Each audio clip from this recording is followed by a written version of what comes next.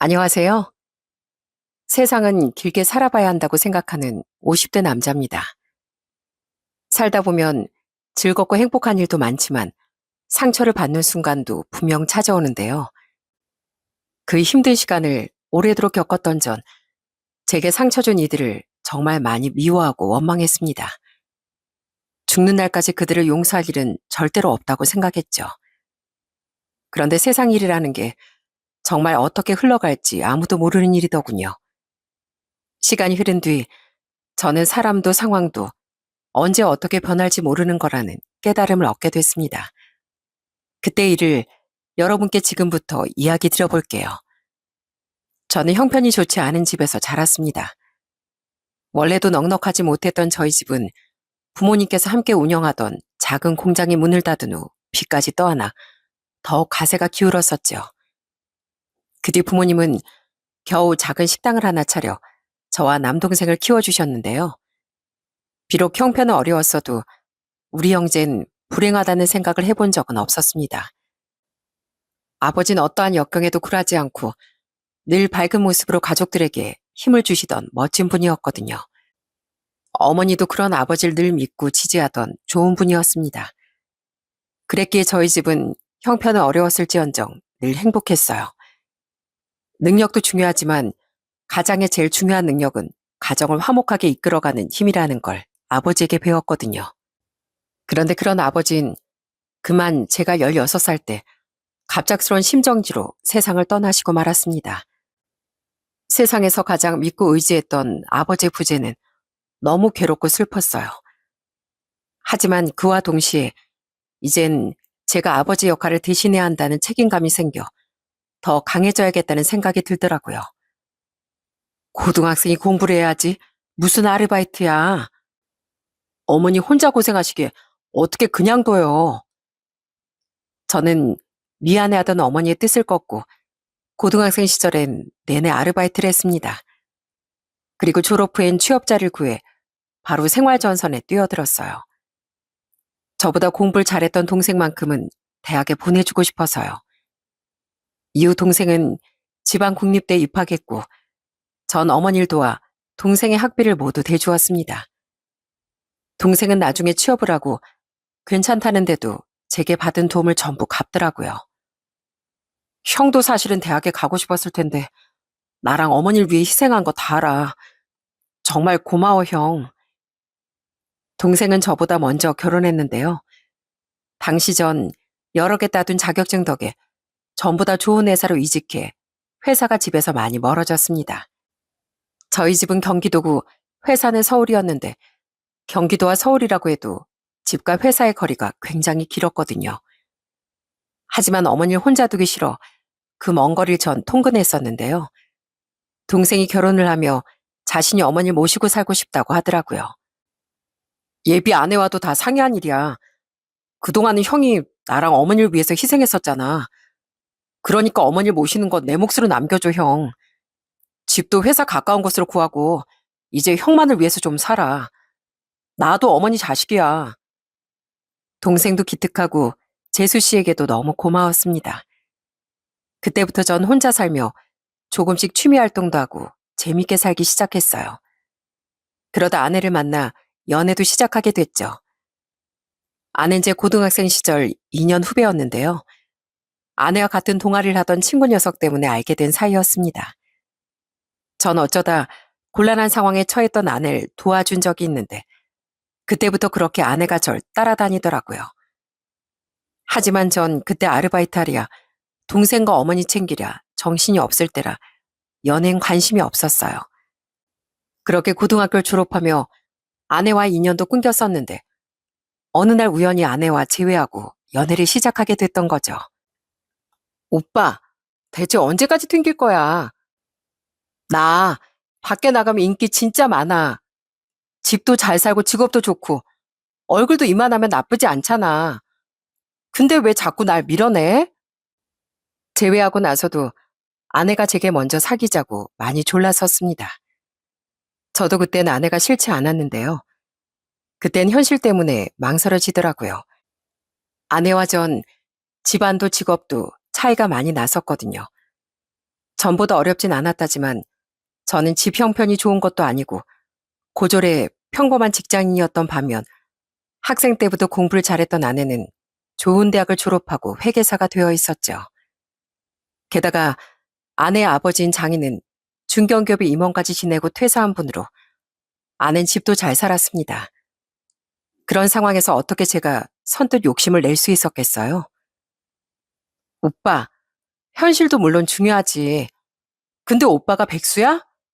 아니잖아. 오빠 벌이도 300은 넘잖아. 그 정도면 됐지. 내가 벌이가 좀 많은 게 뭐가 대수야. 집안도 그래. 아빠가 돈이 많지 내가 많은 것도 아닌데 왜 오빠가 위축돼서 날 못 만나겠대. 난 열심히 공부해서 회계사 된 나보다 자기 하고 싶은 거 포기하고 가족을 위해서 희생한 오빠가 더 대단한 사람이라고 생각해. 그러니까 괜히 복잡하게 생각하지 말고 나 좀 만나주라. 어? 진짜 계속 여자 자존심 상하게 할 거야? 하지만 아내는 제게 감동을 주며 진심으로 절 설득해 주었어요. 그런 고마운 아내에게 결국 제 마음도 활짝 열렸고 우린 제 나이 41에 결혼을 하게 됐죠. 아내 세 자매 중 둘째로 이미 처형과 처제는 결혼을 한 뒤였어요. 그리고 그때 장인은 우리의 결혼을 정말 반대했었습니다. 내 눈에 흙이 들어가기 전엔 절대 안 돼. 성희야, 내가 널 어떻게 키웠는데 어떻게 남편감을 데려와도 저런 녀석을 데려와. 적어도 너랑 비슷한 사람은 데려와야 이 아빠가 허락해 줄 거 아니냐. 이복의 한수군, 내 말이 서운하겠지만 내 입장도 좀 이해해 주게. 난 우리 성희가 11살 때 철을 잃고 혼자 힘들게 딸 자식 셋을 키웠어. 우리 딸들은 내 전부나 다름없네. 그런데 내가 어떻게 자네가 눈에 차겠는가. 그때 상처를 받긴 했지만 그래도 장인의 입장은 이해했었습니다. 저부터도 조건적으로 아내가 훨씬 아깝다고 생각했으니까요. 또 장인이 그럴 만했던 다른 이유가 제 두 동선, 저와 다르게 사회적으로 잘난 사람들이었어요. 처형의 남편인 형님은 잘 나가는 사업가였고 처제의 남편인 동선은 당시 대학 조교수였거든요.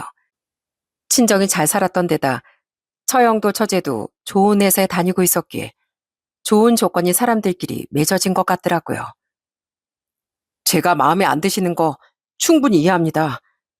그래도 아버님, 돌아가신 저희 아버지를 보고 자라서 저는 제 가정을 화목하게 이끌어갈 자신이 있습니다. 사회적 성공도 중요하지만 가정이 화목한 것도 정말 중요한 거라고 생각해요. 그리고 제가 비록 성희보다 돈을 잘 벌지 못하지만 그래도 절대 처자식 굶길 일은 없다고 자신할 수 있어요. 저 정말 책임감 있는 놈입니다. 한 번만 믿어주세요.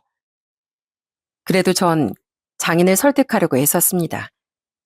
그것이 절 믿고 노력해줬던 아내를 향한 도리라고 믿었으니까요. 제가 아니면 안 된다는 아내를 위해 저도 쉽게 포기하지 않고 끝까지 노력하고 싶었던 거죠. 아빠, 한수 오빠 정말 멋지고 좋은 사람이야. 내가 오빠를 얼마나 오래 좋아했다고. 아빠도 보다 보면 오빠를 좋아하게 될 거야.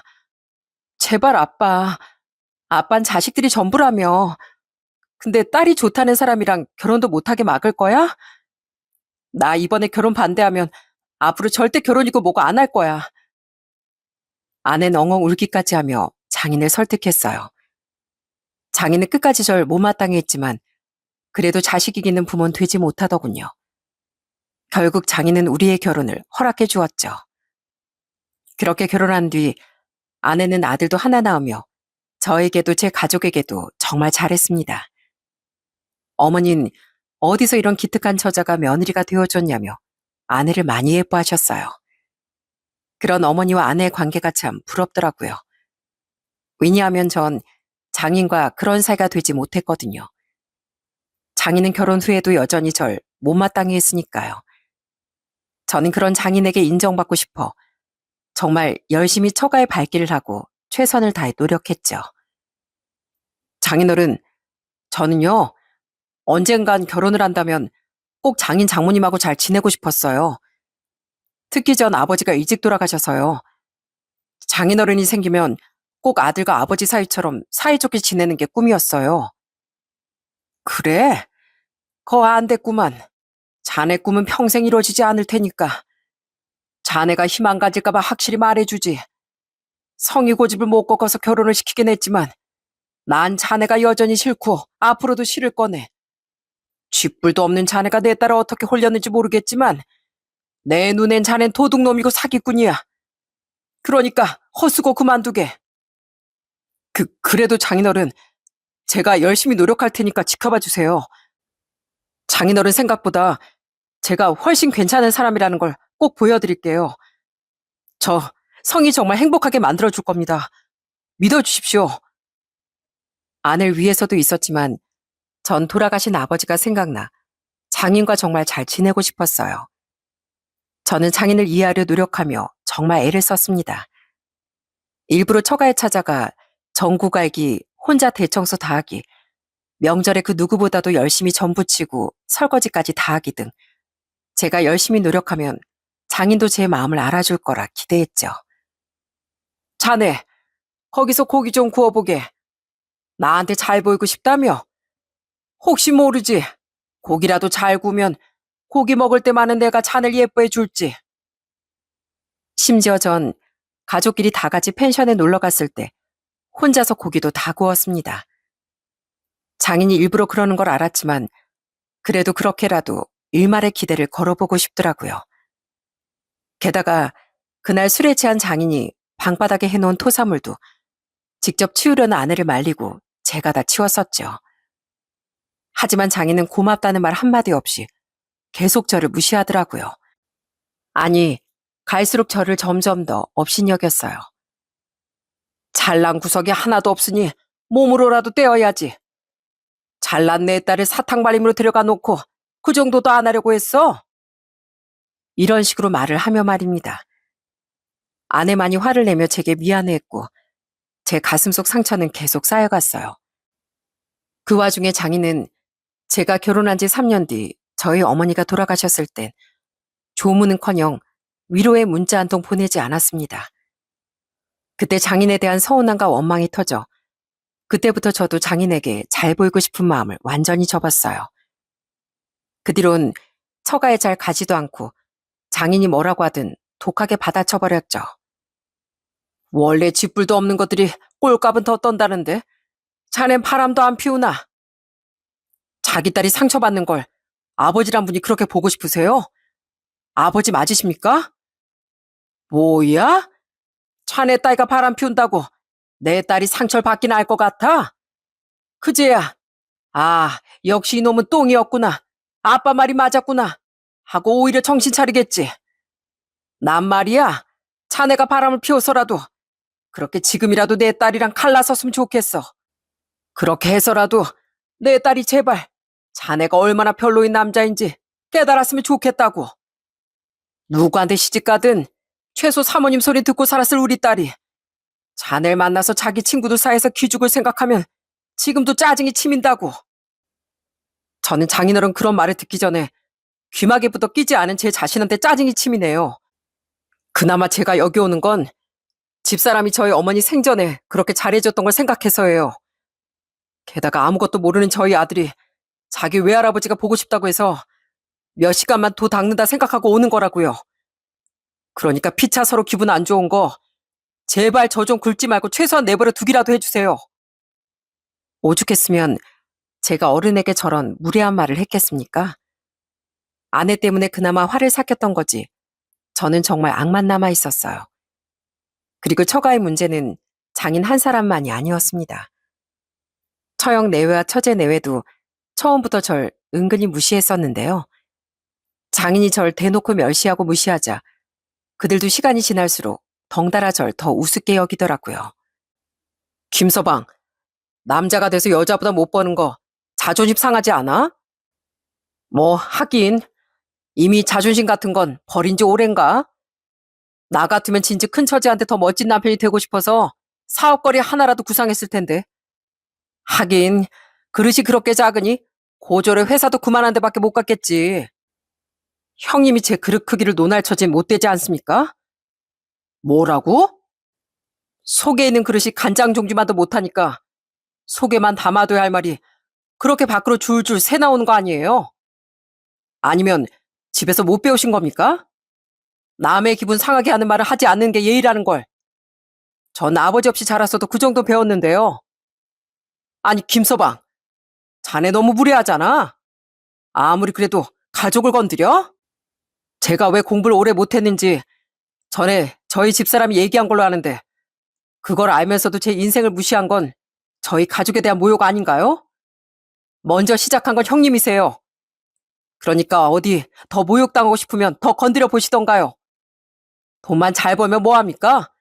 인성이 덜 됐는데 남의 위에 설 자격도 없는 사람이 어떻게 사장을 하고 있는 건지 자격이 의심스럽네요. 처형과 처제는 내 동생 불쌍하다, 우리 언니가 너무 아깝다는 말 정도만 대놓고 하는 정도였다면 형이가 동선 대놓고 제게 꼽을 주고 무시를 하려고 했습니다. 처음엔 그래도 아내를 생각해서 대충 넘어가려고 했는데 더는 못 참겠더라고요. 제가 어디 모자란 사람도 아니고 잘못한 것도 없는데 왜 그런 모욕을 참아야 한답니까? 그래서 저도 그들이 되로주며 말로 갚아버렸어요.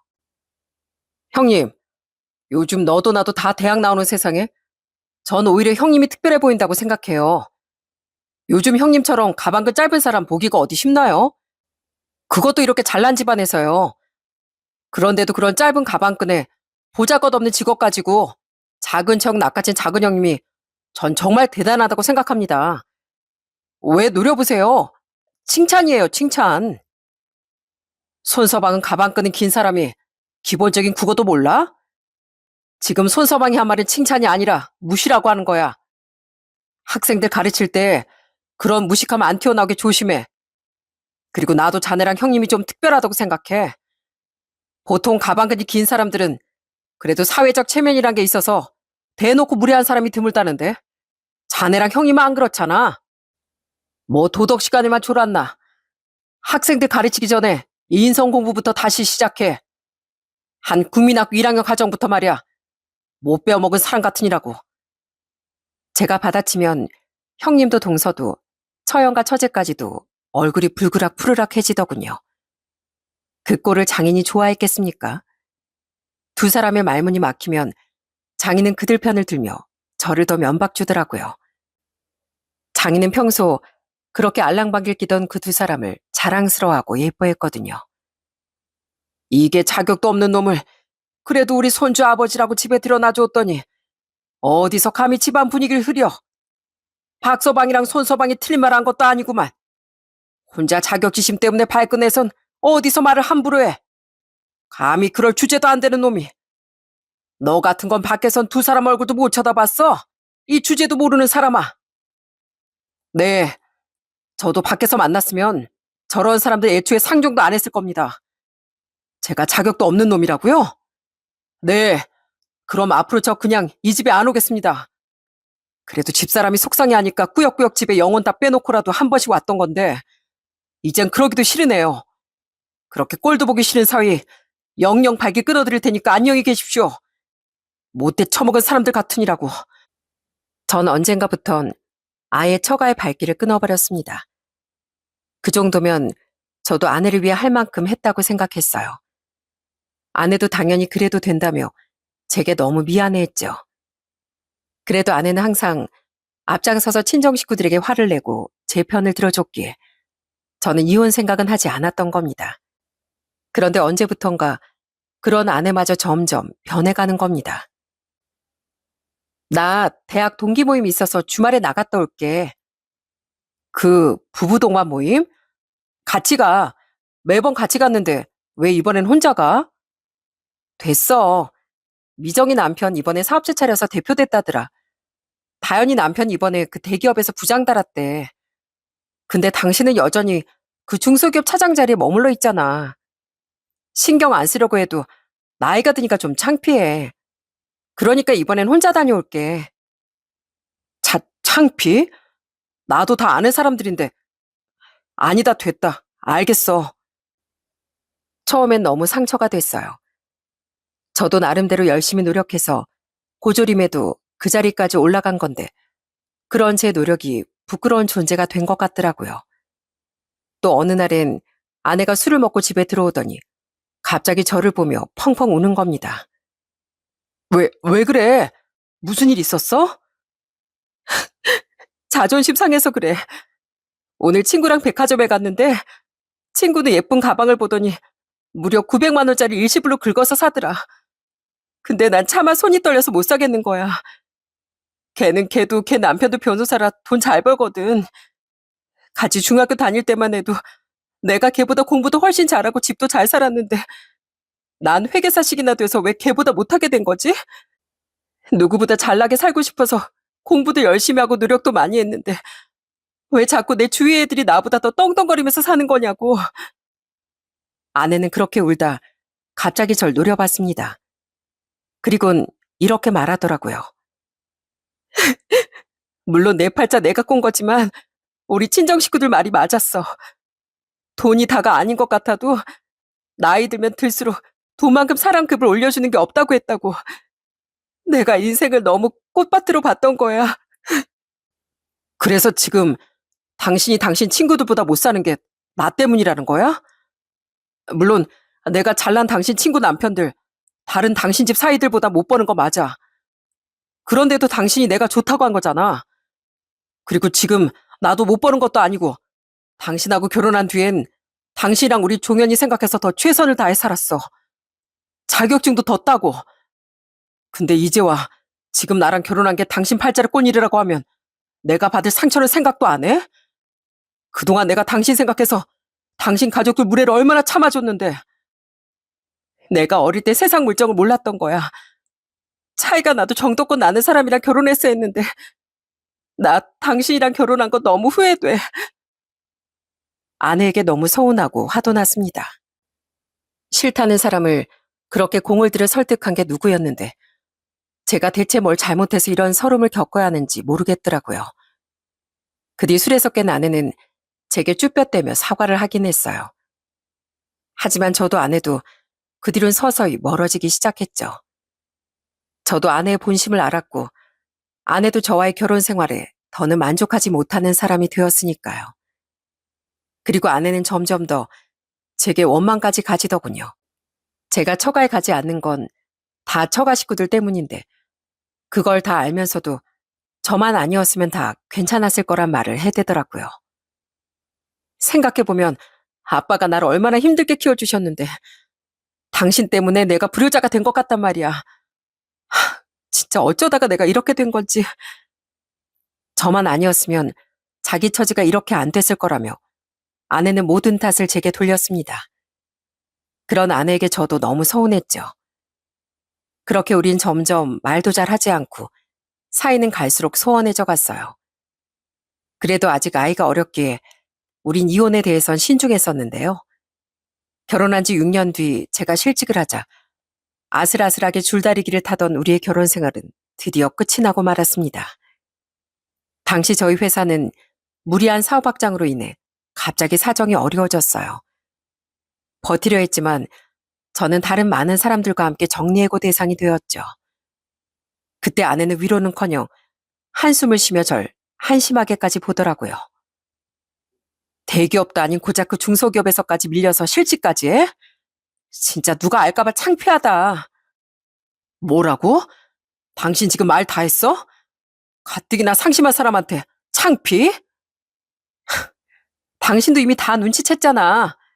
당신한테 남은 내 마음 없다는 거. 솔직히 말할게. 속물이라고 욕해도 좋아. 나 이젠 실직까지 한 당신이랑 이혼하고 더 좋은 남자 만나고 싶어. 나도 이젠 친구들한테 자랑도 할 수 있고 친정 식구들이랑도 좀 잘 지낼 수 있는 남편감을 만나고 싶다고. 지금 그거 이혼하자 말이지? 맞아. 우리 사이 이미 끝난 거 당신도 알잖아. 당신만 내 인생에서 사라지면 내 인생은 다 제자리 찾을 수 있어. 대신 종현인 당신이 데리고 가게 해줄게. 애한테 미안하지만 내가 새 출발하면 애까지 데려가지 못할 것 같거든. 너무 기가 차서 분노가 끓어오르더군요. 제가 이혼하기 싫어서 그랬던 게 아닙니다. 이혼이야 저도 그동안 마음속으로 계속 준비하고 있었으니까요. 하지만 아무리 그래도 부부로 산 정이 있고 의리가 있는데 사람이 가장 힘들 때 그러면 안 되는 거 아닌가요? 이혼할 때 하더라도 좀 시기를 보거나 아니면 말이라도 그렇게 하면 안 됐던 거 아닌가요? 저는 그런 아내에게 울분에 차서 소리쳤습니다. 이혼? 그래, 해. 나도 저질스럽게 짝이 없던 당신 집안 사위 진즉부터 하기 싫었어. 그런데도 당신하고 이혼하지 않았던 건 내 가치를 누구보다 잘 알아주던 당신한테 고마워서였어. 근데 세월은 그랬던 당신을 이기적이기 짝이 없는 인간으로 바꿔버렸네. 그래, 마음껏 퍼부어. 그래서 당신 속이 시원하다면. 아니, 아무리 퍼부어도 당신이랑 이혼을 해도 평생 내 속은 억울함과 분노로 들끓을 거야. 당신 가족, 특히 날 사람 취급도 안 했던 당신 아버지, 그리고 날 그렇게 꼬셔서 결국 내 인생을 꼬아버린 당신. 이 둘을 난 평생 원망하고 저주하면서 살 거야. 자기 혼자 잘 먹고 살겠다고 애까지 버리겠다던 당신이 살면 얼마나 잘 살 것 같아? 내가 평생 당신 가족한테만 내뱉을 줄 알았던 말 당신한테도 그대로 해줄게. 돈보다 인성을 먼저 채워. 이기적인 여자야. 돈만 많으면 뭐해? 직업만 좋으면 뭐해? 사람이 기본적인 의리도 도리도 모르는데. 제 악담에 별다른 대꾸를 하지 못한 아내는 그날 짐을 싸서 친정으로 가버렸어요. 그리고 그날 장인은 제게 전화를 걸어왔어요. 받지 말까 하다가 마지막인데 저도 한마디는 더 내지르고 싶어 전화를 받았죠. 자네 드디어 우리 성이랑 갈라서기로 했다지? 어차피 이렇게 될 거 아까운 우리 딸 청춘은 왜 빼앗았나? 아무튼 우리 딸이 그래도 마음이 넓어서 종현이 양육비 일시불로 줄 겸 그 집은 자네한테 넘긴다고 들었네. 그러니까 땡 잡았다 생각하고 내 손주 종현이나 잘 키우게. 내 손주를 자네 같은 사람 손에 맡기는 건 아쉽지만 성의 뜻이 그렇다니 내가 한 발 물러서는 거야. 땡 잡기 뭘 잡아요? 장인어른하고 집사람 돈이 더 들어가긴 했다지만 이 집에 내 돈도 많이 들어갔어요. 게다가 아직 6살밖에 안 된 우리 아들 성인 될 때까지 받을 양육비에 제가 받아내야 할 위자료까지 생각하면 그렇게 많은 것도 아니거든요. 아직 대출도 껴있는 집인데. 아니, 뭐? 무슨 위자료요? 그동안 장인어른, 아니, 그쪽이랑 그 집 인간들이 나한테 한 모욕 내가 증거로 많이 남겨놨거든요. 이것도 알아보니까 위자료를 받을 수 있다고 하더라고요. 내가 이혼하는 마당에 소송까지 가기 귀찮아서 대충 대출도 꽤 남은 이 집 받고 마무리하기로 한 거니까 생색낼 생각하지 마세요. 그리고 이보세요, 아저씨. 자기 자식 귀하면 남의 집 자식도 귀한 줄 알아야 한다는 거 명심하세요. 남의 눈에 눈물 내면 내 눈에 핏물 나는 거라는 거 언젠간 사무치게 깨닫게 될 겁니다. 아, 그리고 하나 더. 그쪽만큼 자식 농사 실패한 사람도 또 없을 거예요. 어떻게 자식들이 하나같이 그렇게 못돼 처먹었는지 반성하세요. 그럼 이만. 저는 숨도 쉬지 않고 속사포처럼 말을 내뱉은 뒤 전화를 끊어버렸어요. 그렇게 전 아이를 떠넘기듯 제게 보내는 조건으로 아내가 포기한 집을 받고 합의 이혼을 했습니다. 저는 6년간의 제 결혼 생활을 최악으로 만들어준 그 집 식구 모두가 꼭 불행해지길 이를 갈며 바랬죠. 그렇게 이혼한 뒤 저는 집을 팔고 조금 더 작은 방 2개짜리 아파트로 이사했습니다. 그 차액으로 남은 대출금도 다 갚고 현금도 조금 손에 쥘 수 있었어요. 저는 그 돈으로 취업을 포기하고 곰탕 가게 체인점을 차렸죠. 동생과 재수 씨는 제 걱정을 정말 많이 했습니다. 하지만 전 과거 어떤 상황에서도 힘을 잃지 않던 아버지를 떠올리며 더 씩씩한 모습을 보였어요. 저희 아들에게 저도 아버지처럼 그렇게 멋지고 든든한 존재가 되고 싶었거든요. 그 뒤 건너 소식을 듣기로 전처는 저와 이혼한 지 고작 1년 뒤 재혼을 했다고 하더라고요. 잘 사는 집 아들로 한 번 이혼한 사람이라는데 전처는 그렇게 바라던 조건에 맞는 남자를 찾은 것 같더라고요. 그 뒤 전처는 정말 단 한 번도 아들의 소식을 물어오지 않았는데요. 전처와 재혼한 지 2년 뒤 전 의외의 인물에게 전화를 받게 됐습니다. 그건 바로 전 장인이었어요. 대체 이 사람이 왜 전화를 했나 싶어 궁금해서 받아보니 장인이 글쎄 울고 있더라고요. 이보게 내 딸이 충격적인 소식에 전 잠시 할 말을 잃고 말았습니다. 장인은 전처가 갑작스런 교통사고로 세상을 떠났다는 소식을 전해줬거든요. 그렇게 전화를 끊고 솔직히 많이 심란했어요. 물론 끝이 좋지 않긴 했지만 한때는 절 너무 많이 좋아해 주던 사람 아니었겠습니까? 한때는 늘 제 편에 서주고 늘 아들에게 좋은 엄마가 되어주었던 사람이 그렇게 허망하게 가버렸다니 마음이 좋지만은 않더라고요. 전 고민 끝에 아들을 데리고 장례식장에 갔습니다. 그래도 저희 아들 엄마였으니 아들만은 보내야 할 것 같았는데 당시 아들은 아직 9살밖에 안 됐었거든요. 그래서 하는 수 없이 가긴 했지만 저는 장례식장에서 장인에게도 다른 전 처가 식구들에게도 눈길 한번 주지 않았어요. 그래도 손주만은 예뻐했었던 장인은 제 아들을 부둥켜 안고 정말 서글프게 흐느끼더라고요. 그 뒤 당연히 제가 그 집 식구들과 다시 연락할 일은 전혀 없었습니다. 저는 가끔 동생네와 만나며 혼자 아들을 잘 키우고 살아갔어요. 아들은 무럭무럭 자라 어느덧 15살이 됐죠. 그런데 그해 어느 날 제 곰탕 가게로 의외의 인물이 찾아왔더군요. 김서방, 잘 지냈나? 그 사람은 바로 어느덧 81세가 됐던 장인이었습니다. 그런데 그 사이 무슨 일이 있었는지 장인은 나이보다 훨씬 더 마르고 늙어 보이더군요.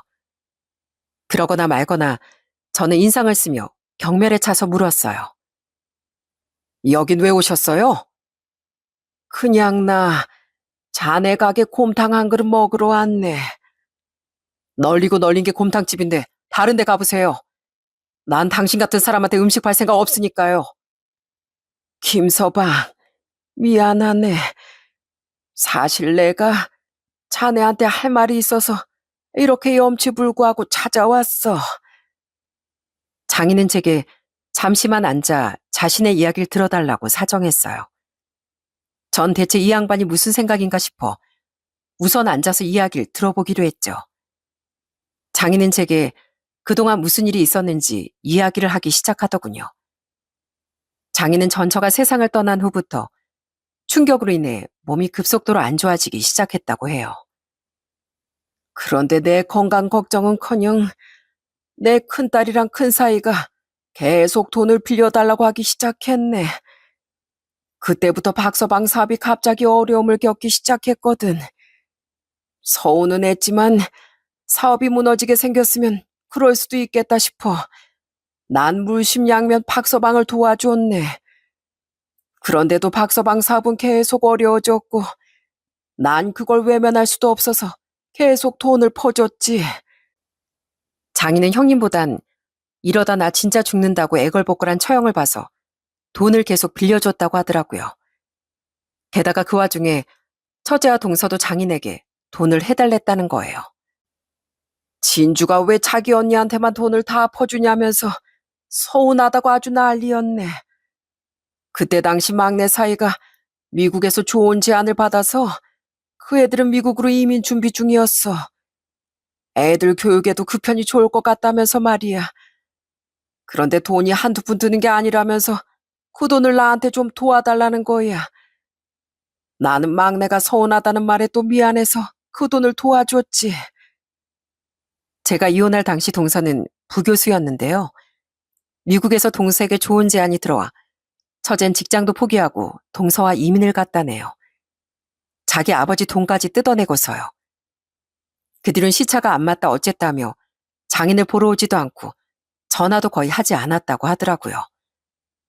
그 와중에 계속 형님에게 돈을 빌려준 장인은 결국 집까지 날리고 반 전셋집으로 이사까지 갔다고 합니다.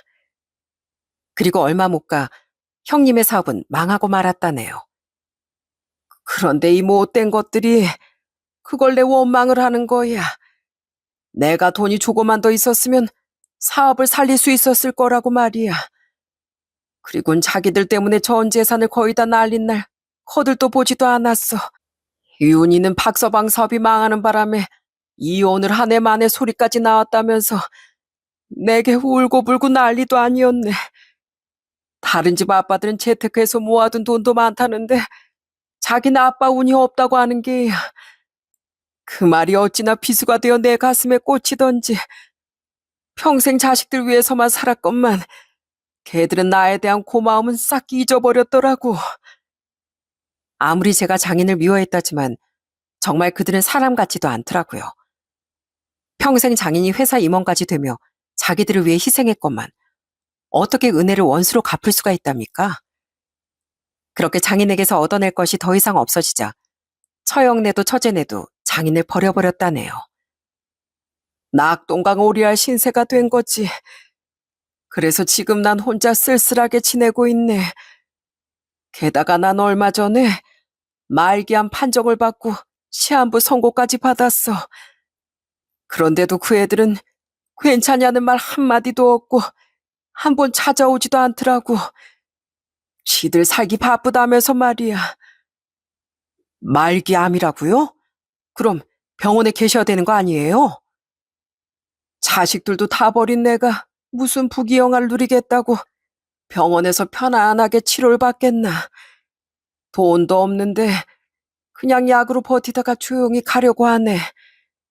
그런데 김서방, 내가 이런 초라한 신세가 되고 난 뒤에 자꾸 자네가 꿈에 나오더구만. 자네한테 너무 함부로 했던 탓에 내가 천벌을 받고 있나 싶었네. 그래서 죽기 전에 자네한테 꼭 사과를 하고 싶었어. 이제 와서요? 왜요? 돌아가시기 전에 참회라도 하면 천국에라도 가실 것 같아서 이렇게 오셨습니까? 죽기 전 제게 사과를 하고 싶었다는 말에 저는 코웃음을 쳤습니다. 물론 사정은 너무 딱했어요. 하지만 과거 제가 당했던 일들을 생각하면 계속 모진 마음이 들었죠. 그런데 장인은 눈물을 더 한가득 쏟으며 제게 사과를 하기 시작하더군요. 자네가 여태까지 날 많이 원망하고 있는 거 다 이해하네. 아마 나 같았어도 그랬을 게야. 그런데 난 날 위해서가 아니라 너무 후회되는 마음에 내가 사과라도 해야 자네 상처가 조금이라도 옅어지지 않을까 싶어서 온 거야. 그리고 변명 같겠지만 김서방, 내가 자네한테 그랬던 이유는 젊은 시절에 너무 가난하고 힘들게 살았던 나와 다르게 내 자식은 넉넉하게 살았으면 하는 마음 때문이었네. 그런데 자넨 솔직히 내 성에 너무 안 찼어. 아무리 성에 안 찼다고 해도 어떻게 사람을 그렇게 모욕하고 서럽게 만들 수가 있어요? 내가요, 아직도 그때만 생각하면 분해서 눈물이 납니다. 알아요? 미안하네. 내가 그냥 회사원으로 은퇴한 것도 아니고 치열하게 노력한 끝에 임원으로 은퇴한 거 자네도 알지 않나. 부모인 내가 그 정도 성공을 했고 우리 딸도 충분히 성공한 앤데 대체 왜 자네 같은 남편을 들였는지 난 도무지 이해가 되지 않았네. 그 답답한 마음은 자네를 향한 원망이 되어 시간이 흐를수록 점점 커졌지. 내가 바보였어. 난 그때만 해도 남들이 다 부러워할 만큼 사회적으로 떵떵거리면서 사는 게 내 자식이 행복해지는 길이라고 생각했거든. 그래서 내게 자넨 내 딸을 불행하게 만드는 미운 사람이었던 거야. 그래도 사람이 사람한테 그랬으면 안 됐죠. 제가 장인어른한테 얼마나 잘하고 싶었는데요. 근데 그런 내 마음을 깔아뭉개고 짓밟았던 건 당신입니다. 그런데 이제 와서 미안하다고요? 다른 가족들한테 다 외면받고 나니까 이제 아쉬워서? 나한테 대체 왜 그렇게 못되게 했어요? 왜요? 내가 얼마나 서러웠는데. 미안하네. 내가 정말 어리석었어. 돈이고 뭐고 아무 소용없다는 걸, 정말 중요한 건 사람의 진심이었다는 걸 내가 너무 늦게 깨달았네. 내가 아무리 모질게 했어도 어떻게든 내게 잘하려고 했던 자네가 가족 중에 가장 된 사람이었다는 걸 그때 미처 내가 몰랐네. 정말, 정말 내가 너무 미안하네. 장인은 나중엔 얼굴을 들지도 못하며 정말 꺼이꺼이 흐느꼈습니다. 그런 장인의 사과에 저도 원망이 봇물 터지듯 터져나오더군요. 이렇게 후회할 거 그때 왜 그렇게 절 상처 줬는지 너무 원망스러웠죠. 그런데 또 한편으론 과거와 달리 마르고 병든 노인에 불과하게 된 장인이 안쓰러워 보이기도 했고요. 장인의 사과는 그렇게 과거의 제 기억을 약간이나마 흐리게 만들었습니다. 장인은 그런 제게 여전히 고개를 들지 못하며 부탁했어요. 이런 내가 자네에게까지 부탁까지 하는 거 정말 염치 없다는 거 아네. 그런데 내가 곧 세상을 떠나면 장례를 치러줄 사람이 아무도 없어. 분명 내 자식들은 아무도 내 장례를 책임지려 하지 않을 거야. 내가 많은 거 안 바라겠네. 제발 내가 죽으면 내 장례라도 좀 치러주면 안 되겠는가? 그럼 그 은혜 내가 하늘에 가서도 절대 잊지 않겠네. 너무 서글프지 않습니까?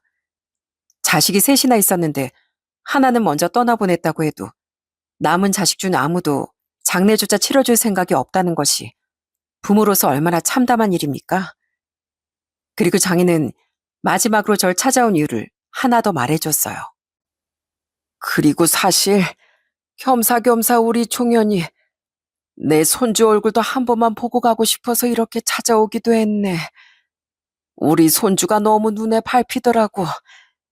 사실 종현이가 자네에게 말을 안 한 모양인데 나 그동안 아주 가끔씩 종현이에게 연락해서 안부를 물었었네. 우리 딸 장례식에 왔을 때 자네 몰래 내가 의 휴대폰 번호를 물어봤었거든. 그 뒤로 한 2년 뒤쯤부터 연락을 했었지. 그렇게 안부라도 묻고 한 번씩 계좌로 용돈도 보내주면서 지냈어. 그런데 시한부 선고를 받고 나니 마지막으로 우리 손주 얼굴을 직접 보고 싶었네. 우리 딸이랑 너무도 닮았던 우리 손주 얼굴을 말일세. 깜짝 놀랐습니다. 이건 나중에 아들에게 물어봐서 듣게 된 건데 아들은 제가 상처를 받을까봐 말을 하지 않았다네요. 어린 마음에도 아들은 제가 자기 외할아버지로 인해 입었던 마음의 상처를 헤아려 줬던 겁니다. 장인은 자신이 죽기 전 얼굴을 보고 갈 수 있는 핏줄은 이제 저희 아들 하나뿐이라며 흐느끼더라고요. 그 나약한 노인의 모습이 너무 애처로워 보여 전 저도 모르게 부탁을 들어주겠다고 해버렸어요. 알겠어요. 제 아들 얼굴도 보시고 장례도 제가 치러드릴게요. 저, 정말인가? 정말 그래 줄 건가? 네, 대신 병원에 입원하세요. 호스피스 병원비 정도는 전에 이혼할 때 제가 좀 많이 받아간 돈값 한다 치고 내드릴 테니까. 괜히 집에서 돌아가셨다가 집주인이 놀라면 어떡해요? 물론 제가 장인을 용서한 건 아니었습니다.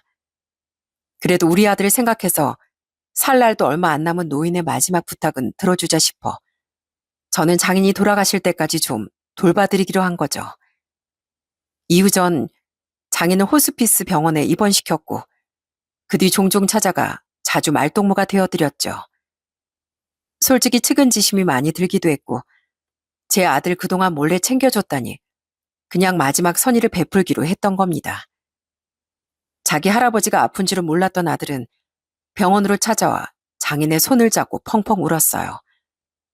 아들의 말로는 그동안 장인이 자신에게 한 번씩 연락을 하며 정말 따뜻하게 대해줬다고 하더라고요. 그렇게 이후 장인을 돌보는 동안 다른 인간들은 정말 단 한 번도 찾아오지 않더라고요. 한 번은 장인이 위독했을 때 연락해보니 전 처형과 처제가 깜짝 놀라며 이러더라고요. 나 남편 삶 망한으로 진짜 먹고 살기 힘들거든? 그러니까 돌아가실 때나 연락 줘. 형부가 왜? 아무튼 진짜 돌아가시면 연락 주세요. 전 멀어서 못 가니까요. 자식들이 그 모양이었으니 장인은 제게 정말 많이 고마워했습니다. 그리곤 계속 미안하다며 사과를 하시더라고요. 그렇게 장인과 시간을 보내며 저도 장인에 대한 원망이 조금씩은 흐려졌어요. 자다가도 제게 미안하다며 잠꼬대를 하던 힘없는 노인을, 자주 문병을 오던 저희 아들을, 그렇게 애틋하게 보던 내 아들의 할아버지를 끝까지 미워할 수 있을 만큼 전 모진 사람이 되지 못했거든요. 그래서 한 번은 이런 말을 하기도 했습니다. 아유, 지겨우니까 미안하단 말 좀 그만하세요. 다음 생에서도 저한테 지은 죄 갚으신다면서요? 그때 가서 실컷 갚으시면 될걸. 그러기 싫어서 지금 말로 다 때우시려는 거 아니세요? 아니, 난 그게 아니라 내게 남은 시간은 없는데 자네에게 어떻게든 더 잘못을 빌고 싶어서 그래야 자네 상처가 그나마 위로받을 수 있을 것 같아서. 그게 아니면 다음 생에 진짜로 저 찾아오세요. 그때 미안하단 말도 실컷 하시고 그 생 내내 저한테 잘해주시고요.